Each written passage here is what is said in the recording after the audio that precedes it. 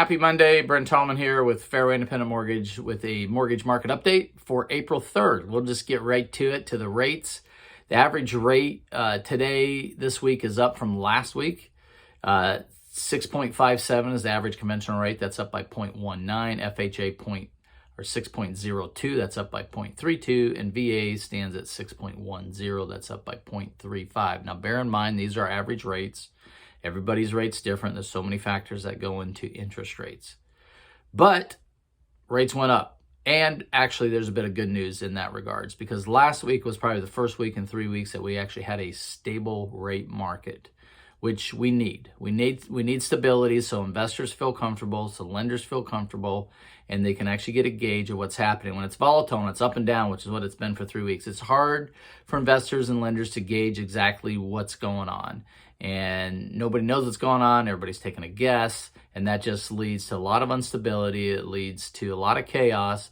And so actually last week, even though rates increased slightly, we actually had some stability to the market, which we could use a few weeks of stability, and hopefully stability with a decrease in rates.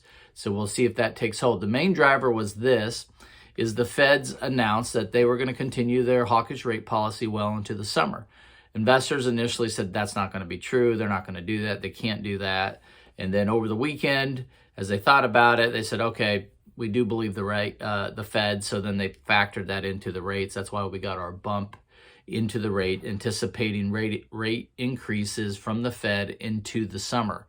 Now, bear in mind, the Fed does not directly control mortgage rates. They indirectly do. But the investors pay attention to that, and that's what creates some of the volatility that we see. And then the other thing is the banking. Obviously, it's not on the front page anymore. Nobody quite understands exactly who's going next, what's happening.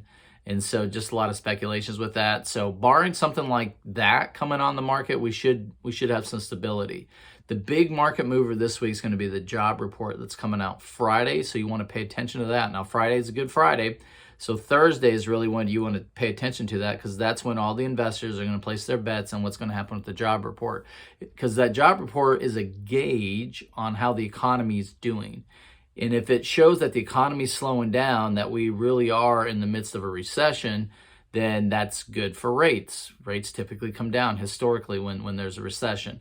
If the job report comes out and showing that the economy is still red hot, then that means inflation is going to continue to be an issue. And we're not really slowing down. That's going to impact rates and may continue to have rates go higher.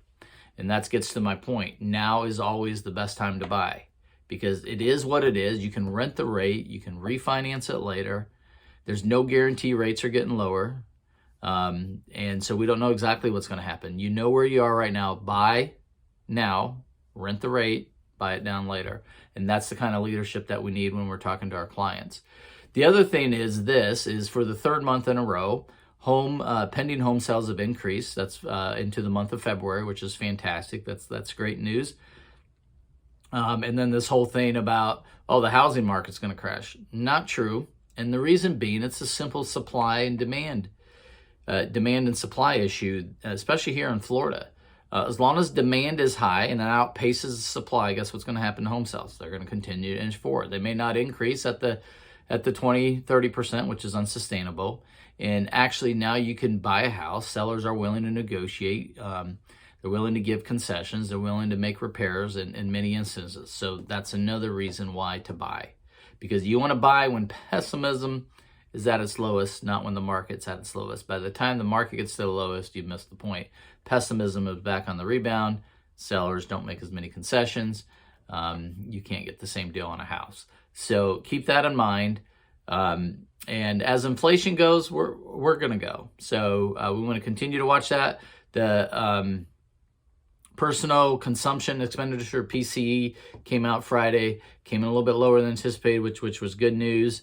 Not a whole lot, but a little bit lower. So we're continuing on that trajectory. So we just got to hope that inflation continues to go that route. And then regarding growth and connection opportunities, I have an amazing one starting next week. I have space for 2 realtors in our Fanatical prospecting class coming up. It's going to be 6 weeks starting Monday.